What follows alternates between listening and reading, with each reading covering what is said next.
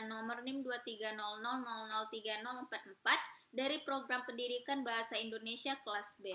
Pada kali ini saya akan membaca teknik membaca cepat cerpen dengan judul Ruang Hening, cerpen karangan Filza Gaisani. Kategori cerpen galau, cerpen motivasi, dan cerpen pendidikan. Menjadi mahasiswa semester akhir merupakan sebuah fase terberat bagi beberapa orang, termasuk aku.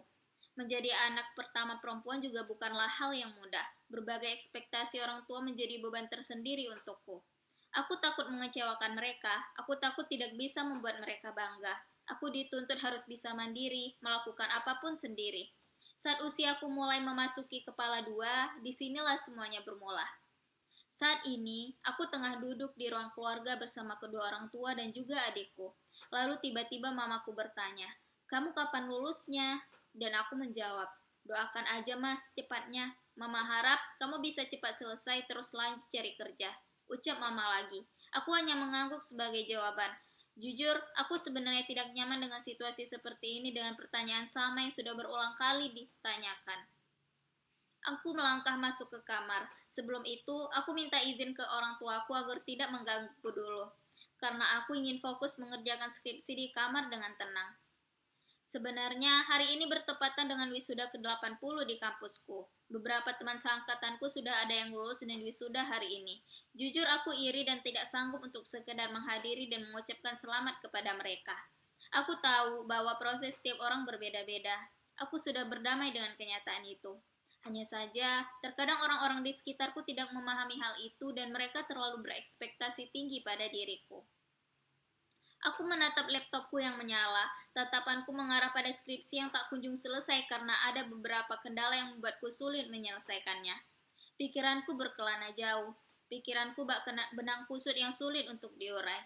Overthinking dimulai. Di sudut ruang kamarku yang gelap ini, aku banyak merenung dan berakhir dengan menyalahkan diri sendiri. Pertanyaan-pertanyaan seperti, mengapa aku tidak bisa seperti mereka? Mengapa prosesku tidak semulus mereka? Terus muncul di kepalaku, namun segera aku tepis. Semenjak memasuki semester akhir ini, aku sering merasakan stres, jam tidur yang berantakan, insomnia setiap malam karena overthinking. Aku juga kehilangan motivasi dan semangat. Bahkan, dinding di kamarku menjadi saksi bisu bagaimana gelisahnya diriku memikirkan masa depan.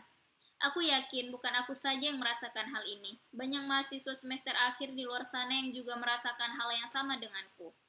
Dulu, saat awal masuk kuliah, aku termasuk mahasiswa yang aktif dan kritis. Bahkan aku juga aktif di beberapa organisasi intra dan ekstra di kampus.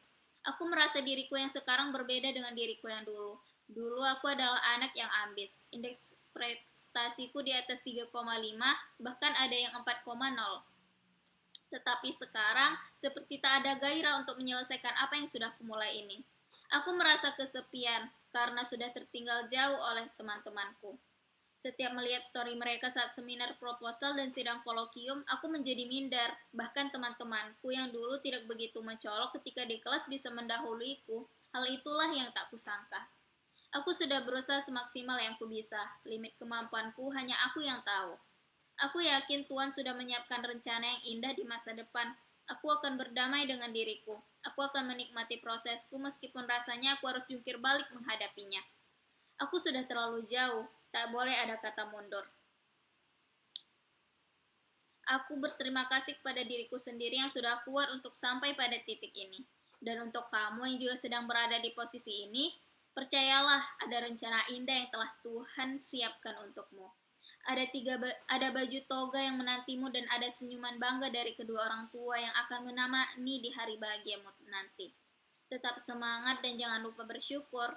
Nikmati proses karena kita adalah orang yang hebat versi diri kita sendiri. Waktu membaca saya adalah 4 menit.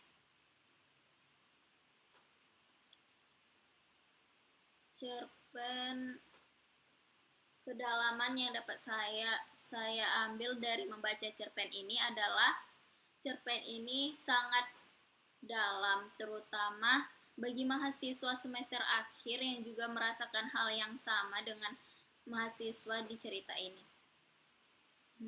Cerita ini menceritakan seorang mahasiswa yang sedang berada di semester akhir yang tengah digeluti rasa pikiran ke-overthinkingan dan ekspektasi orang-orang terhadap dirinya.